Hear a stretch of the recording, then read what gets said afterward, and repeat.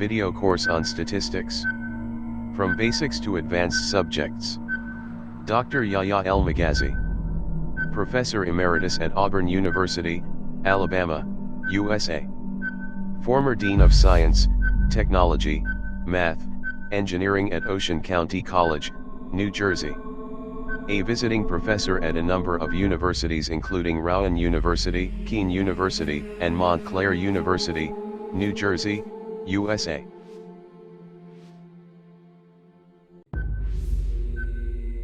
Dr. Yahya El-Maghazi is the founder and the president of L-Learning LLC, a consulting education organization.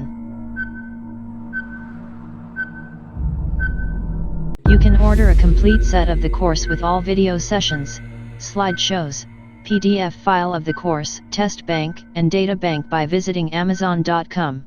Probability Analysis. Part 1. Basic Rules of Probability.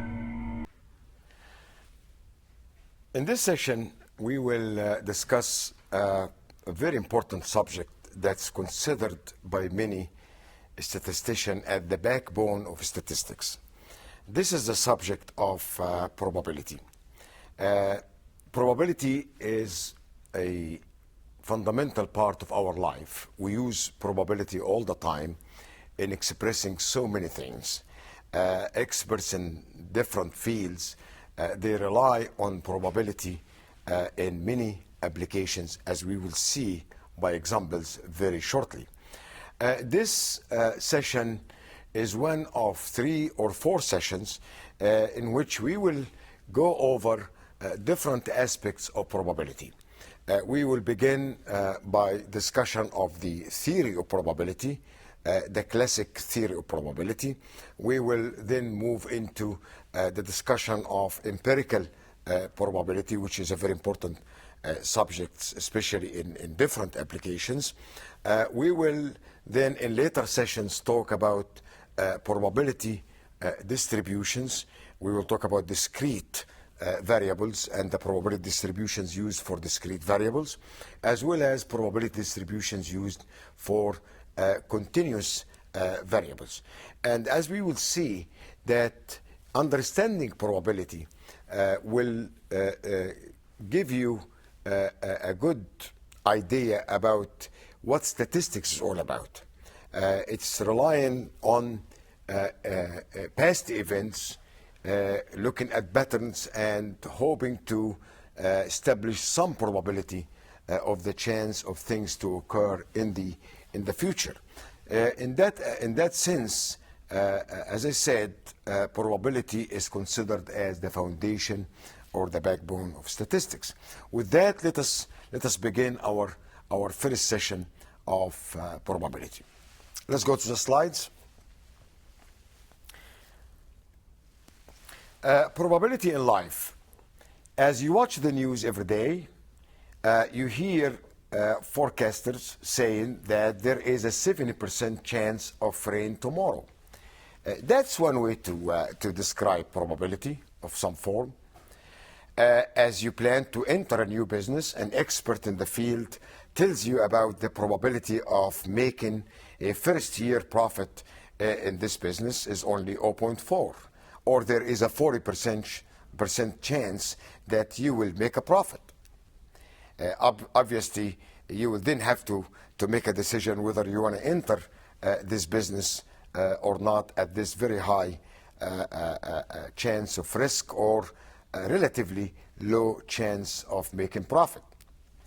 As you take a new course, you may be wondering about the likelihood of passing or failing the course. If you know that 80% of the students pass the course, then that's an 80% chance of you passing the course, provided that your performance will be as good as the 80% of the students. You hear it on health news all the time that a smoker has a much greater chance of getting lung cancer than a non-smoker does. So as you can see, probability is used in many different forms and many different ways in life, and for that we have to address probability, and we have to understand the fundamental concepts of probability. It's very important first that we define some of the common terms that we will use throughout the discussion of the probability subject. The first term is what we call an experiment. It's a very common term that many people use. It's a pre-planned process for the sake of producing data that can reveal the purpose of the process application or meet the objectives of the study in which the experiment is conducted. In the context of probability, when the term experiment is used, it typically indicates a process that can result in only one of many outcomes. So we have to keep in mind that we use the term experiment in probability because we are interested in one of many outcomes and the chance of this outcome to occur.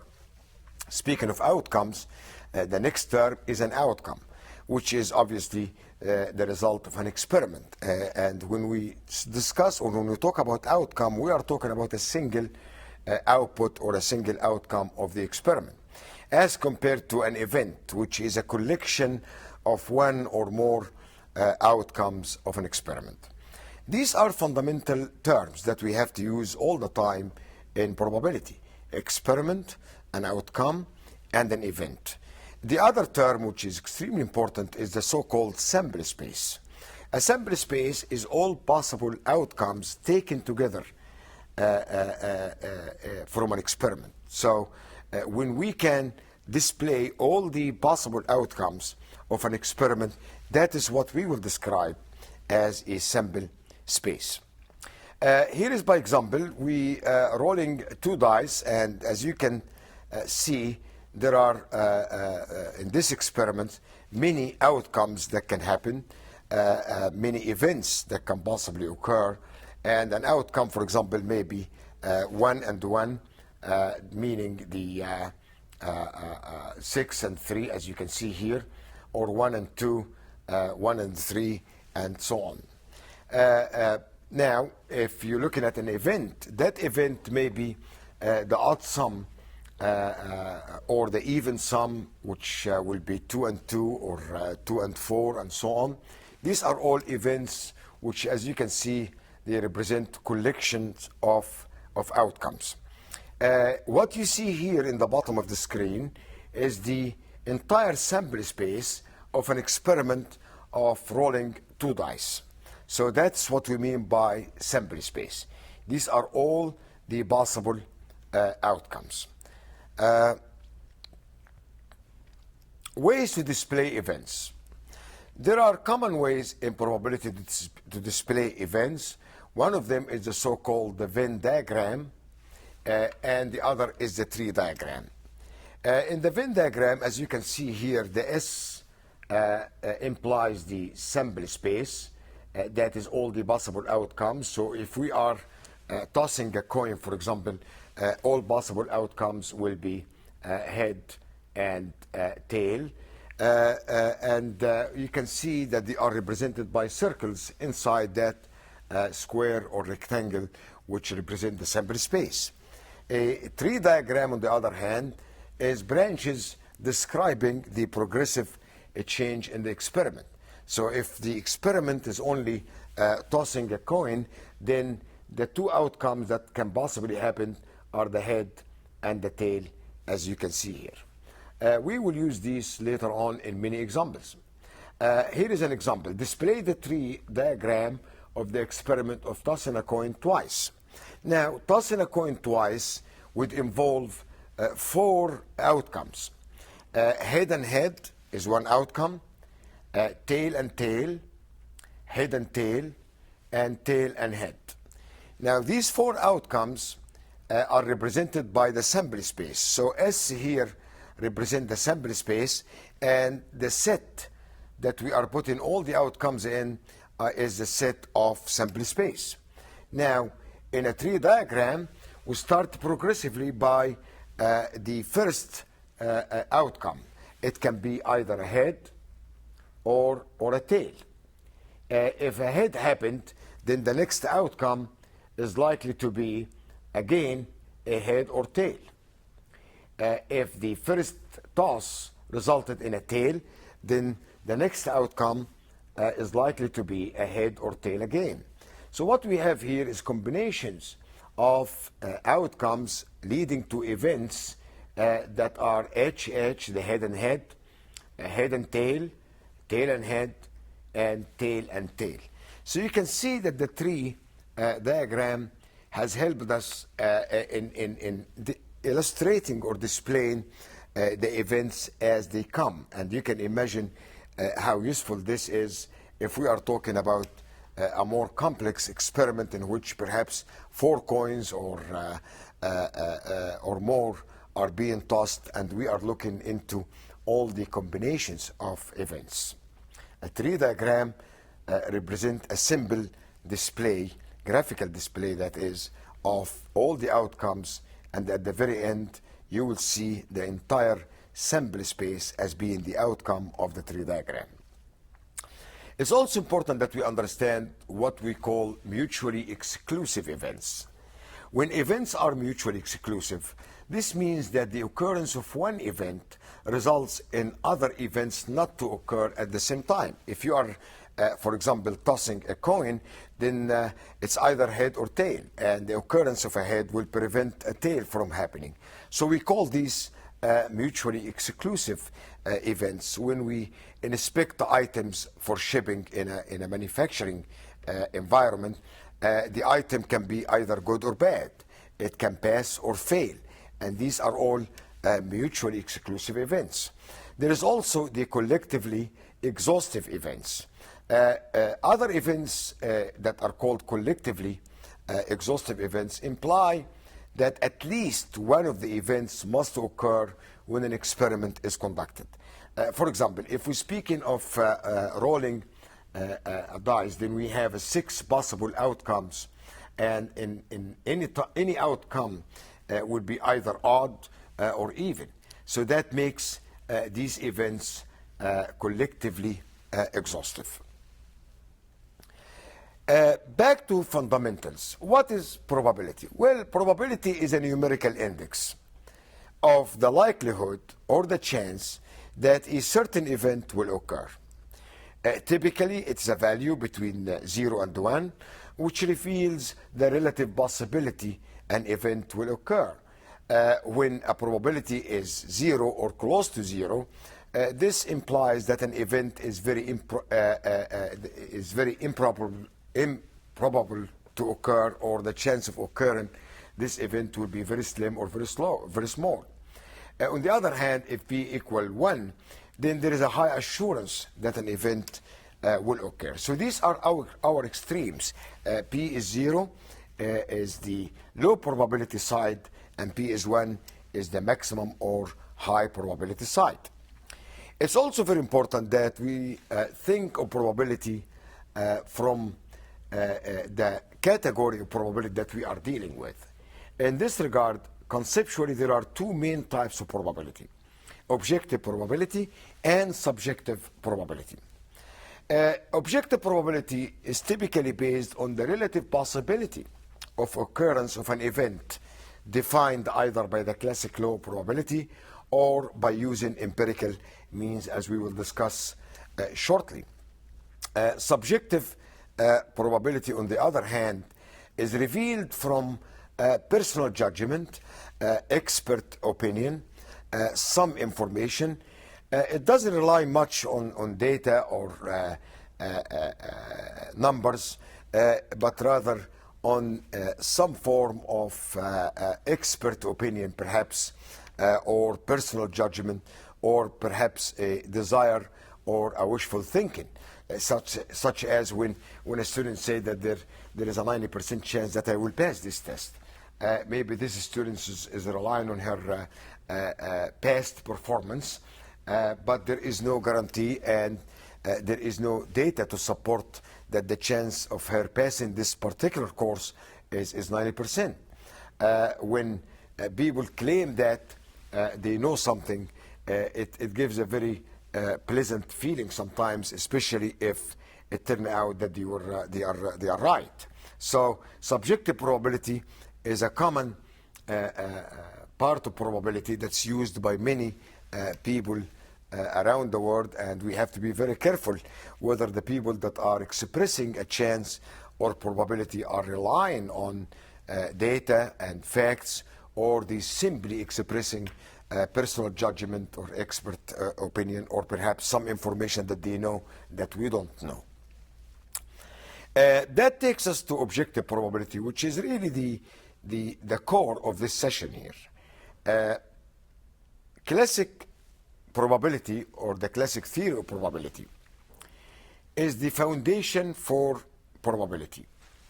It's very simple, because the classic probability of an event A is determined by the ratio between the number of favorable outcomes M and the total number of possible outcomes N.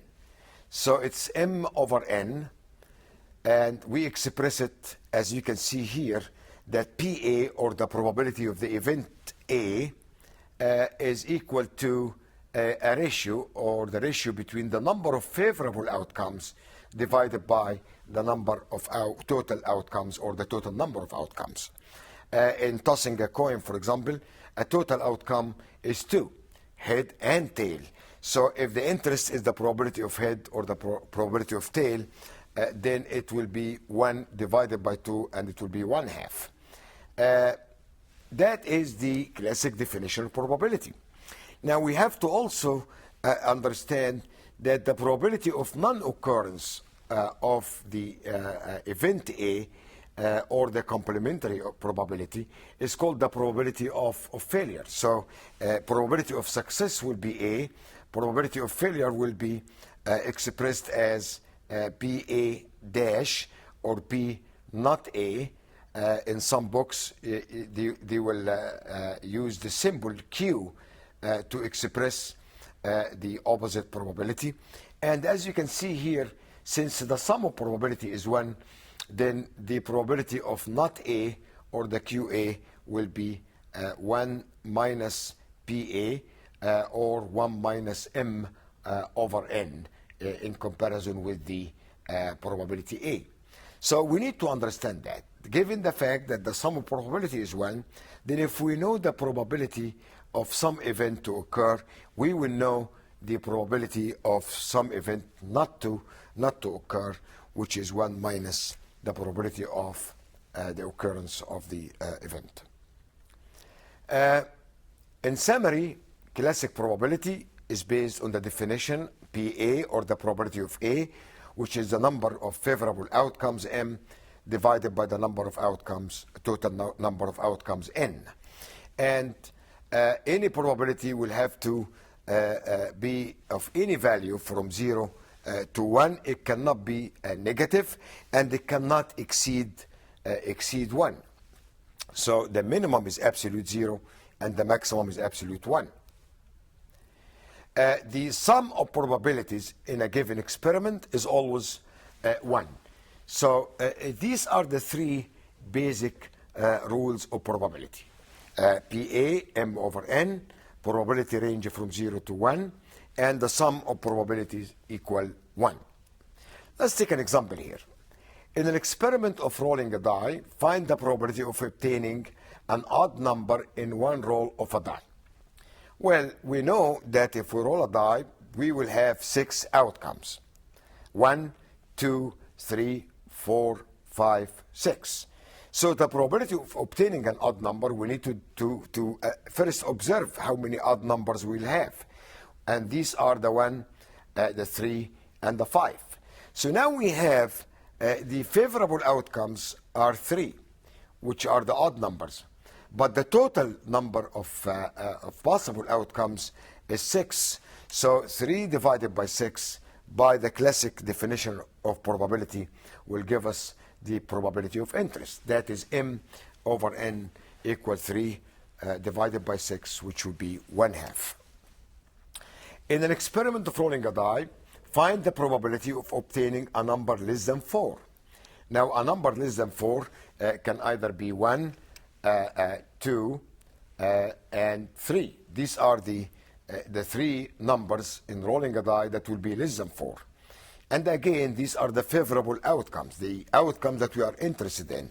So if we divide the number of these outcome or favorable outcome by the total number of outcomes, that will give us again the probability of obtaining a number less than 4. And as you can see here, we can either take each one of them individually. We can say 1 over 6, 1 over 6, and 1 over 6, and that will give us 3 over 6. Or we can say that since we have 3 outcomes out of 5, then that would be 3 over, out of 6, I'm sorry, that would be 3 over 6, and that will give us 1/2. In the experiment of rolling a pair of ordinary dice, answer the following questions. What is the probability that both dice have the same face? Now, here is the sample space of rolling 2 dice or 1 die twice. And as you can see, we have 36 outcomes. So the number of total outcomes or all possible outcomes is 36. But what we are interested in is the same face. Well, same face would mean 1 and 1, 2 and 2, 3 and 3, 4 and 4, 5 and 5, and 6 and 6. So we have 6 outcomes or 6 favorable outcomes. If we divide these by the total number of outcomes, which is 36, then that will give us the probability that both dice show the same face. As you can see here, 6 divided by 36, or 0.167, is the probability of the event of interest. Another example, what's the probability that the sum of 4 are rolled for the same experiment, or that both dice come up with a sum of 4? Sum of 4 would mean 1 and 3, 2 and 2, and 3 and 1. And again, these are 3 favorable outcomes out of the 36. So 3 divided by 36 is 1 over 12, or 0.083, which is the probability of interest. In the sample space below, what is the probability of the 2 faces will have different numbers? Now, again, different numbers means 1 and 2, 1 and 3, 2 and 3. Early on, we were able to get the probability of same numbers or same faces: 1 and 1, 2 and 2, 3 and 3, 4 and 4, 5 and 5, 6 and 6. So if we know the probability of the 2 faces being the same, we can easily, instead of counting all the events in which we have different faces, we can easily use the complementary probability, or since 6 over 36 is the probability of the 2 faces being equal, so 1 minus 6 over 36, or 1 minus PA, will give us the PA dash, or the probability of 2 faces not to be equal, or the probability of faces being different.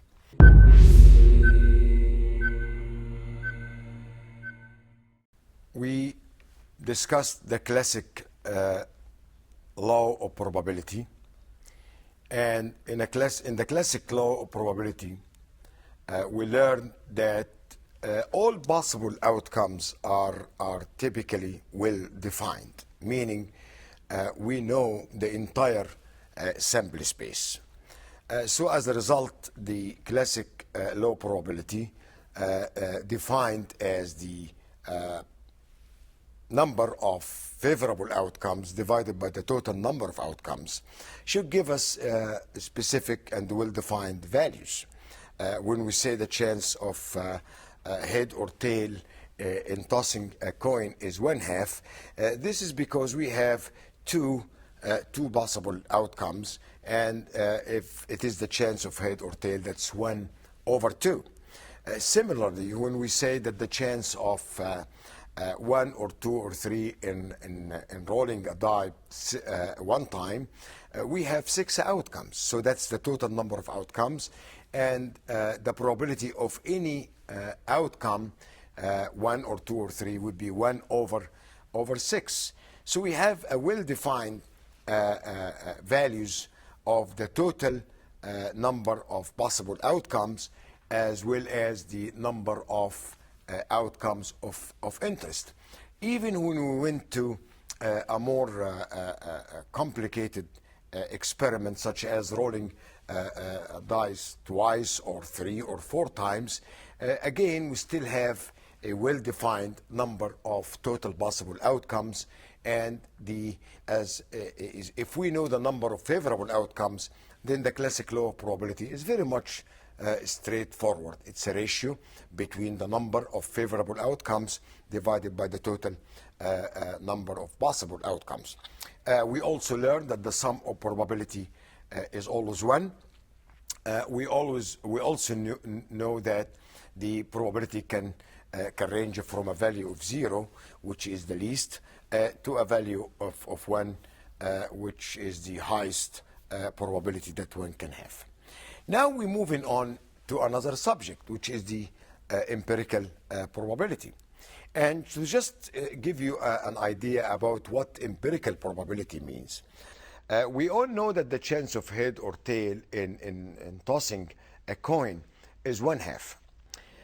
Now, if we place this question a little bit differently, if for example we say that you go in a closed room and toss the coin 100 times, would you actually get 50 times head and the 50 times tail? If that's the case, then that's what we describe as an empirical probability. But we know that doesn't happen. Meaning, if we toss a coin 100 times, we may get a head maybe 45 times and then a tail 55. And then if we repeat the trial many times, we will have different values of head and tail. So it's not going to be exactly 50-50. But it will be close. Indeed, as we will learn very shortly by the law of large numbers, the more trials that you make in your experiment, the closer the empirical probability approach the classic probability. With this brief introduction, let us go and talk about empirical probability via the slides we have. Empirical probability stems from the concept of relative frequency that we discussed earlier. When we discussed the histogram, we very much discussed the empirical probability in an indirect fashion. If you recall, we defined relative frequency as the frequency of class I divided by the total frequency. That was in the session where we discussed the relative frequency distributions. Well, this set the stage for the concept of empirical probability because, again, it's a ratio. It's a ratio of a number of observations in a certain class divided by the total number of observations. So that should sound a little bit familiar because it's very similar to the classic definition of probability. Indeed, we can say that the probability of an event I may be defined as the number of times event I occurred in past divided by the total number of observations. The point to be made here is the relative frequency concept is what leads us to the concept of empirical probability. Unlike the classic probability, which is associated with a well-defined total number of possible outcomes, as I said in the introduction, empirical probability is associated with the total number of possible outcomes that may vary depending on the experiment under consideration and the number of experimental trials attempted. That takes us to a very important law, which is the law of large number. When you repeat trials many times, then you kind of reach a point where the outcomes become more or less the same. That's what we mean by the law of large number. Imagine an experiment of tossing a coin. And here are the first column represent the trials. The second column represent the number of tossing. For example, in the first trial, you toss the coin 10 times. In the second time, you add another 10, so you have 10 and 10, that's 20. Then you add 10, now you have 30. then you add 10, now you have 40. So you can see here we have a progressive increase in the number of tossings that we make in each trial. Now, if you look at the first trial, it resulted in a 4-head. So it did not exactly result in a 5-head, which by the classic low probability that would be the case. So if only 4 came out in the first trial, then 4 over 10, we have 0.4, not 0.5. Now, when we add another 10 tossing, now we have 20. That did not yield exactly 10, which is the 50-50 by the classic law, but rather 9. So 9 divided by 20, that gives us 0.45. And so on. As we add more tossings, we will see that in the beginning, the values of the probability are not exactly what we expected them to be, which is the 50-50 by the classic law. But as we add more trials and increase the number of trials in the experiments, we will notice that the probability value will approach a stable value, which in this case is the 0.5, 0.5, 0.5, which is what we already know from the classic law of probability. If we graphically display that, we will see that in the first few trials, values of the probability may go up and down, but ultimately, and as we increase the number of trials, you can see that the values of probability are stabilized, and we have now a value of 0.5, which reaches the value of the classic probability. In practice, this is very important because quite often you ask someone about the chance of defects or chance of rejects or chance of failure, and they will know it immediately. Let's take an experiment that actually reflects that. A company was asked about its performance in terms of accepted and rejected products per shipment. The director of the company immediately replied by saying, we have about 0.57% rejection rate. Now, how does he come with this up with this number? I mean, 0.57% rejection rate, that is a probability or a number that he knows from some sources. Well, the question is, how did the director come up with this value without performing any experiment to verify the answer? Well, the fact is he must have performed a lot of experiments. Would a small experiment be sufficient to justify this answer? Let's see. Here is what happened. Every time the items are produced, the company ship items. So here is the first shipment, here is the second shipment, and so on. And if the first shipment had 5,000 items, and he found that we have 380 of these are rejected or defective, then dividing the 380 by the 5,000 will give us a value of probability, which is 0.0076. It's a very, very small probability. If you multiply that by 100, it will give us 0.76. Now, in the next shipment, where he had another 5,000, he added to the first 5, and now he's finding that we have total of 815 rejects. 815 divided by 10,000 will give us 0.0082, which will give us a percent of 0.815 rejects or returns, and so on. We add in, every time we have a shipment, we are looking at the total number of items being shipped, and we are looking at the items rejected. And as we do that on shipment to shipment, we are beginning to establish a value of the percent rejects. And as you can see, just like the experiment of tossing a coin, the value of the percent rejects start to stabilize, and that came out to a value of 0.57. And as you can see here, no matter how much we add, the ratio between the items rejected and the total items has stabilized at 0.57, and that is how the director of the company knew right away that the rejection rate is 0.57%. So that came from historical data in which he had to collect a large amount of data or large numbers, And that's what we call the law of large numbers. As you can see here in the beginning, when he had few shipments and a few items, the probability was unstable. In fact, at some point it was 0.75, then 0.8. And the more you add, the more you stabilize, and the more you have a very good idea about what about your average defects or the chance of having rejects in your operation.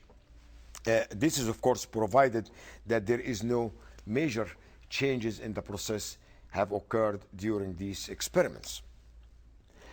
In summary, the law of large number indicate that if an experiment is repeated many times in identical fashion, it's a key issue that it has to be identical fashion. We cannot change the way we do the experiment if we are to see how the law of large numbers apply. All trials have to be identical. In this case, the probability of an event obtained from this experiment and determined by the relative frequency of the event occurrence approaches the actual or the theoretical probability. We've seen it with tossing the coin experiment, and we've seen it with the rejection or rejects items in the company. It's a very important law. So if somebody want to get into an empirical probability that's as close as possible to the theoretical probability, then the large number rule has to prevail, and we have to do so many experiments. It's very important that trials should be independent, meaning that the outcome of one trial should not depend on the outcome of the previous trial. The method used in the experiment should remain unchanged. You cannot changing the type of experiment that you're doing and expect the law of large number to apply. And the conditions surrounding the trials should remain unchanged during the experiment in order for the law of large number to hold. Now we move to another very important subject of probability, which is the relationship between two or more events. Let's start with two events. Going with the Venn diagram, what we see here is two events, A and B. These are represented by two separate circles. When we have two separate circles, this simply means that we have mutually exclusive events. These are two events that do not have coexistence, meaning the two events do not coexist and there is no overlap between the two events. So the union law here would be dealing with A or B. Now let's look at the second case. Here we have a non-mutually exclusive events, meaning that one event can occur while the others or part of the other is occurring, and that's why we have an intersection between the two circles.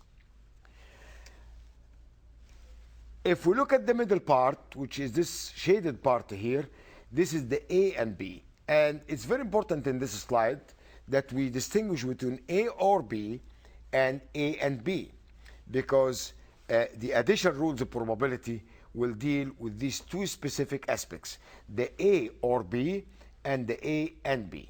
The A and B speaks of coexistence of the two events. The A or B is the chance of either A or B to occur, as we will see by examples very shortly. That takes us to the rule of addition, the A or B rule. The rule is very simple. If we have two events that are looking like that, these are two separate circles, mutually exclusive, the occurrence of one will happen at the no occurrence of the other, then A or B, the probability of either A or B will be simply the probability of A plus the probability of B. Now, if the two events overlap, meaning we're going to have a coexistence of the two events at some point, which is the A and B, then the law will be expanded to accommodate this overlap. In this case, PA or B will be PA plus BB, but we have to subtract this overlapped portion, which is PA and B. Notice the difference between the two rules here. This rule deals with mutually exclusive events. That's why they are simply, the probability is simply expressed by BA plus B, while this one here is dealing with events that can coexist, and as a result, it's the A or B is the probability of A plus the probability of A minus the probability of A and B. Let's take an example.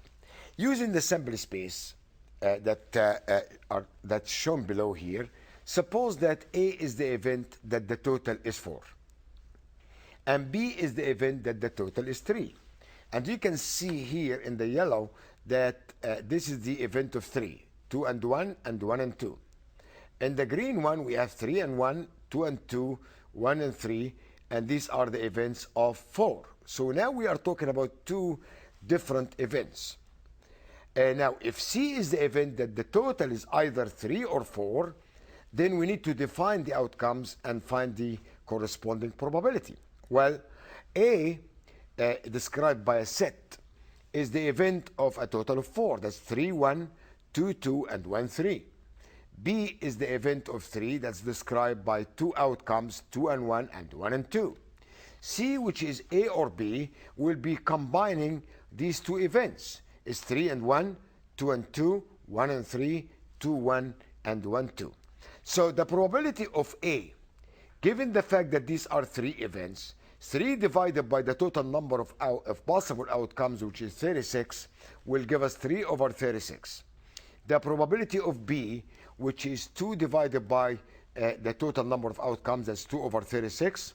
And the probability of C will be, we can count these, 1, 2, 3, 4, 5, and divide 5 by 36, or since we are talking about the probability of A or B, it will be simply the probability of A plus the probability of B, or 3 over 36 plus 2 over 36 by the addition law, since the two events are mutually exclusive. A sum of 3 cannot coexist with a sum of 4. Here is another example that most people are familiar with, which is, suppose a card is selected randomly from an ordinary deck of 52 playing cards. What is the probability that the card selected is either a spade or a face card?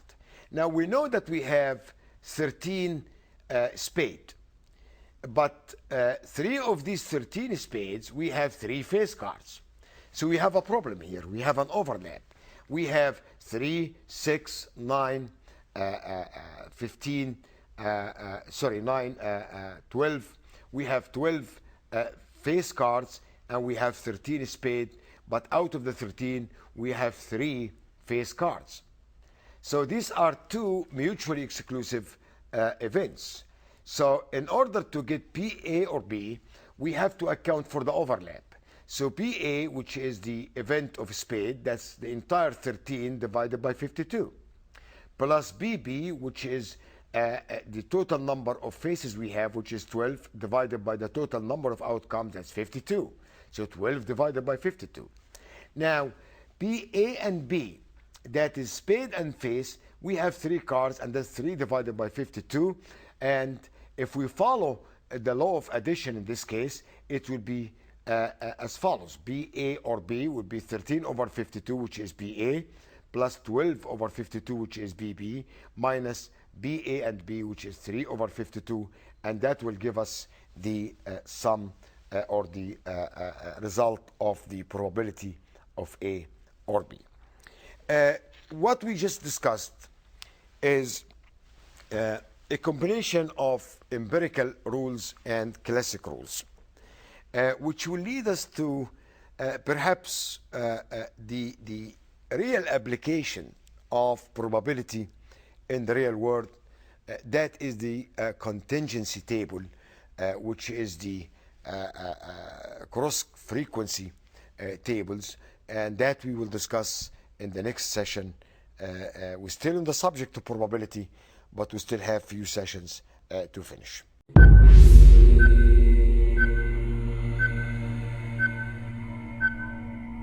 Video course on statistics. From basics to advanced subjects. Dr. Yahya El Maghazi. Professor Emeritus at Auburn University, Alabama, USA. Former Dean of Science, Technology, Math, Engineering at Ocean County College, New Jersey.